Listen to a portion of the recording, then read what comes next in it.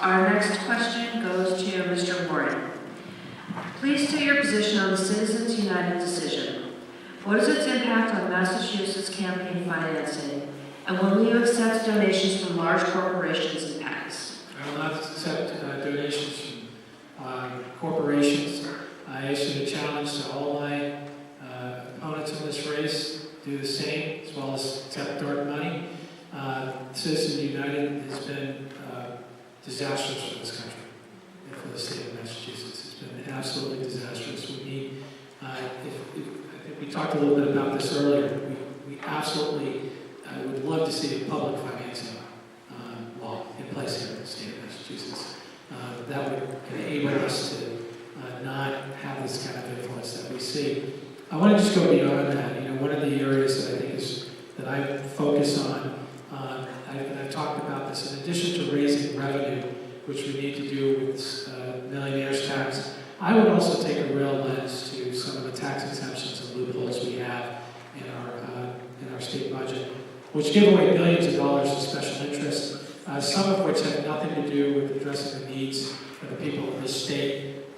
Representative Jay Kaufman has worked very hard on this and has proposed having a third-party commission review these 400 some odd tax exemptions to make sure we know exactly where and how this money is affecting our state or not, and the people of this state. So, in addition to campaign finance reform, I'd also like to follow Jay Kaufman's lead in really looking at these tax exemptions that have an effect on our budget. Thank you. And Mr. Gonzalez? So, I think I'm the only candidate that's put out a campaign finance reform proposal. I was the first candidate, I think maybe in the country, if not the state, to take American Promises and Organizations pledge as governor to support a constitutional amendment to get rid of to overturn the Citizens United decision. I also proposed a number of other reforms to campaign finance laws, and many of which were motivated by what Governor Baker is doing to violate the intent and spirit of our campaign finance laws here in Massachusetts. Representative Mark referenced the fact that he seems to be the only candidate in the country, apparently, who's figured out a way to funnel $43,000 donations. The limit in Massachusetts is $1,000 per individual per year. $43,000 donations that go up to the National Republican Party, which uses part of it to support people like Roy Moore in Alabama, and comes back down, a bunch of it comes back down for his benefit. This is totally inconsistent with the spirit of our campaign finance laws. Wealthy donors giving him huge donations and making him more easily influenced by them. An even bigger problem, Bob referenced this earlier, the charter school ballot campaign. It is disgusting what he and his team were up to with respect to that campaign. They raised $25–30 million. There are two now shell organizations that have been fined, one of which the highest campaign finance fine in state history, because it was basically acting as a political money laundering operation for Charlie Baker's charter school ballot campaign. I went to a state board of education meeting to confront the chair, who was a part of it, and Secretary Pizer, and ask them to be open and transparent with the people of Massachusetts about what their role is in this. I also asked for an investigation by the Attorney General or the Inspector General of Charlie Baker's role in this, and whether he was actively soliciting huge undisclosed donations, some in the amount of $2 million per person, and funneling them through these organizations that were operating illegally. We need to crack down on this. And Mr. Massey? Citizens United is part of a larger problem of the corruption of democracy by money. And that corruption affects all of us, and it even affects the three of us up here. When I began running for governor, I was told by many people, including my advisors, national advisors and local advisors, that I should spend a minimum of 30 hours a week calling rich people and asking them for money. Now, because of my background as a minister, an activist, a teacher, none of which is a very high-paying profession, I don't have that circle.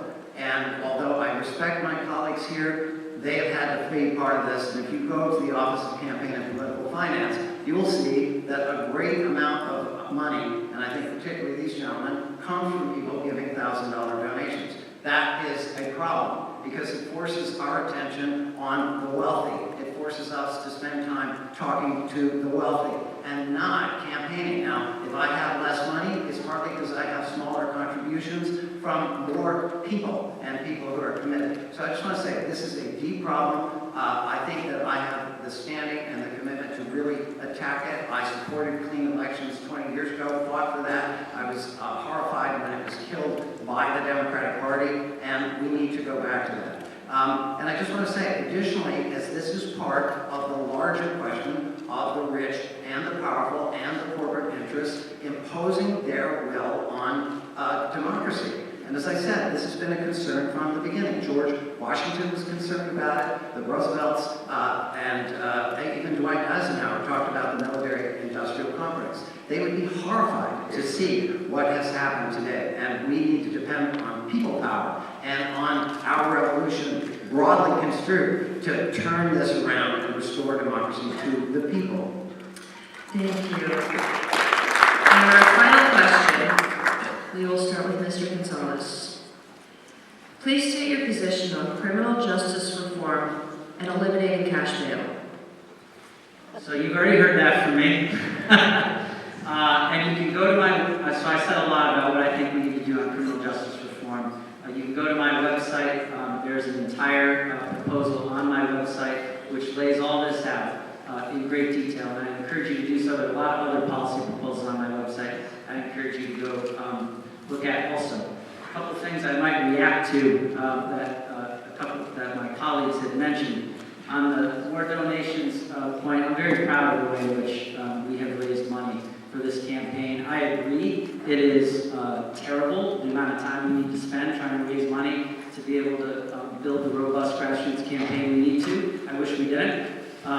But at the same time, I've approached it in a very grassroots-like way. And we actually have more donations than any other candidate in this race since I got into this race and since others did. So I'm proud of the fact that we, from a grassroots perspective, have gotten more donations, including one from a guy who every month gives me $5, which I'm very proud of. Mayor Warren mentioned the fact, and I agree, that we need to, when we were talking about campaign finance reform, we also need to be looking at corporate giveaways of tax breaks to corporations and whether or not they're actually delivering on what they were expected to deliver for those taxpayer subsidies, and if they aren't, taking them away and using that money to invest in areas that we need to invest. He referenced Chairman Kaufman.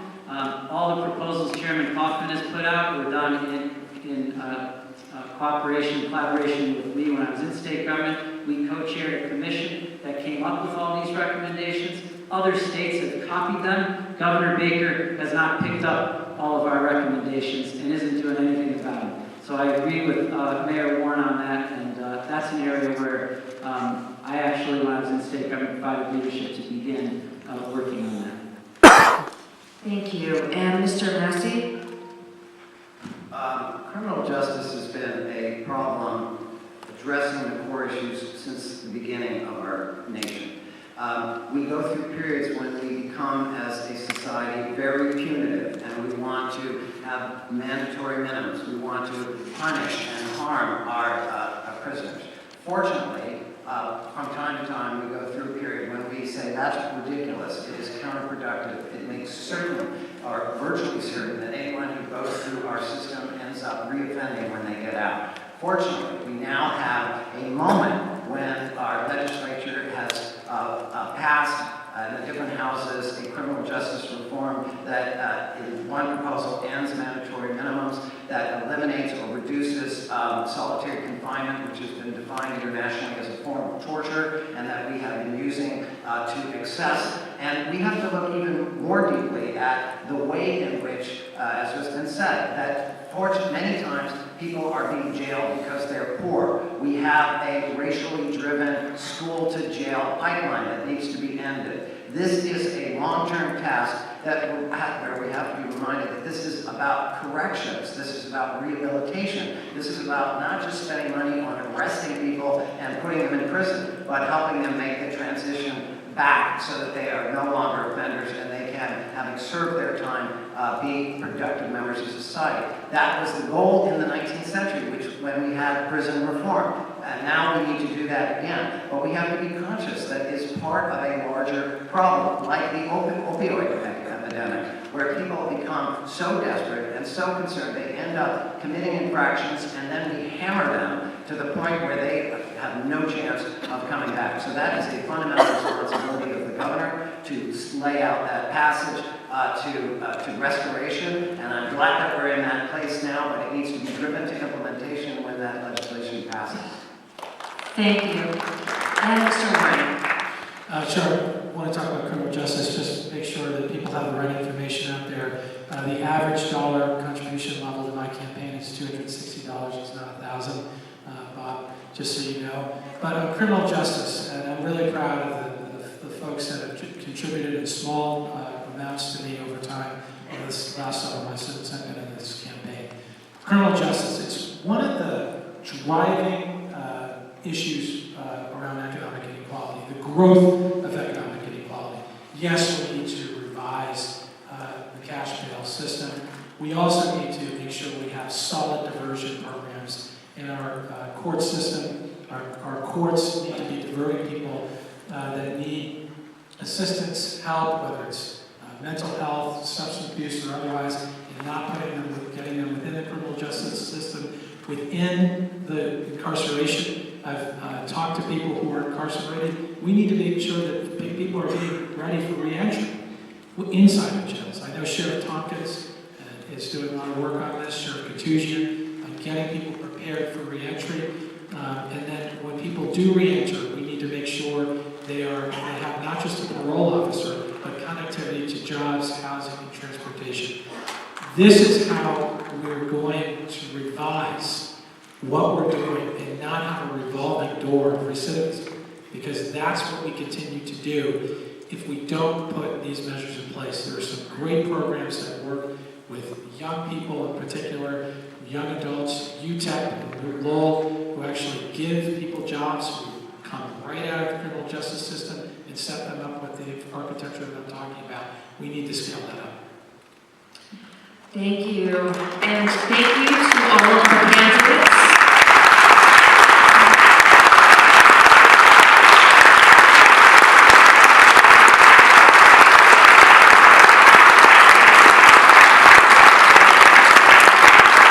Those are all the questions that we have for tonight. But now I'd like to offer each of you 2 minutes for closing remarks, after which Mary Ellen will offer brief closing comments. Thank you once again for joining us here in Franklin County as we prepare for what promises to be an exciting election year in Massachusetts. Now to start off our closing comments, Mr. Warren. Thank you so much. I am so inspired by this crowd. It's unbelievable, the numbers and the intellect. Thank yourselves. Thank you. Look, I believe this election is about choices. And I also believe if we start organizing now on the ground and turn people out, we will win. There are choices. We do not have to accept Charlie Baker's status quo around this opioid crisis. Charlie Baker is on a panel appointed by President Trump, run by Kellyanne Conway. This group of people declared a state of emergency on the opioid crisis and didn't provide any resources. It's doing the same thing in Massachusetts. 5 people are dying a day, 250,000 people in our state living with addiction at a cost of $10 billion a year. We should not accept that status quo. We should not accept a status quo of inadequate, under-resourced transportation in Western Massachusetts. It is wrong. We need to have the courage to say, yes, we need to pass the Fair Share Tax Amendment and make sure people making $1 million a year or more will reinvest that in education and transportation and infrastructure. We should not accept Charlie Baker's status quo when he says that he's for criminal justice reform and he puts forth a mandatory minimum bill in August for nonviolent drug offenders. We should not accept this. There is a way we can do something about it. As I mentioned, that student at UMass Lowell, if we get out and organize like heck on the ground, turn people out, and tell the truth, we will win. And by the way, folks, we got some great candidates decide not to support me, support one of these two gentlemen right now so we can get to work because we're all going to be together and beating Charlie Baker next year. Thank you very much.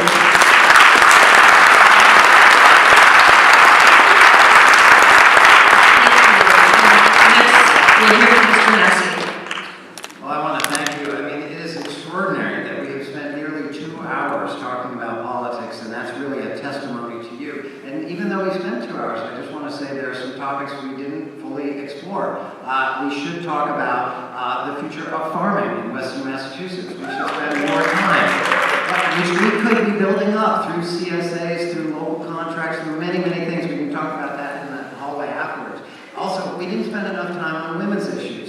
One of the things I want to let you know is that after a previous race, I took the money that I had left over and I gave it to Emerge because I was very conscious that Paul Marquette referring to the 3 men up here.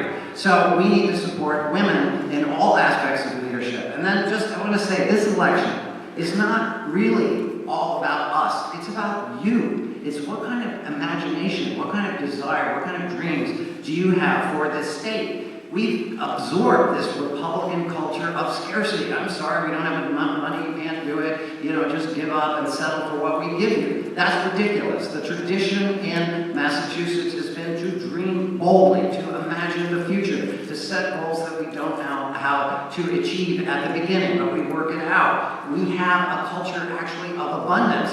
All of us come together. We have more resources, more training, more education, more people, and actually more money than ever before. So I just want to say, this election is about what you believe is possible and who you think among us will be able to move forward those bold dreams. It takes persistence. And one of my American heroes is Susan B. Anthony, born here in 1820, who spent 85 years fighting for women's right to vote and died before the end. Just want to finish with Edward Kennedy's quote. He said, "Taking on great challenges is what we do as Americans. I know it, I've lived it, I've seen it, and we can do it again." That's the theme of this election, and I invite you to join us to make that happen.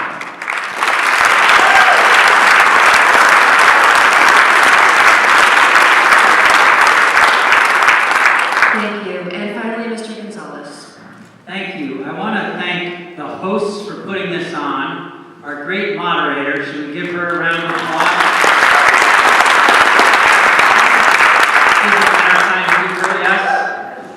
And all of you for being here. It matters to show up to stuff like this, right? And so you're being here and sitting through this and engaging in the way you have gives me a lot of hope and optimism. I also want to thank my 2 colleagues who we've had the pleasure of getting to know each other pretty well over the last few months, and they're both great people. If either one of them ends up winning the Democratic nomination, I will be there 100% supporting them because they would do a hell of a lot better government. But I am asking for your support. And we talked a lot today about a lot of issues. I hope you got a sense, and I encourage you again to go to my website to learn more, that I am trying to offer an ambitious, progressive agenda to make a difference in people's lives in the way that they feel on a day-to-day basis, and to stand up for every single person in this state. That is why I'm running.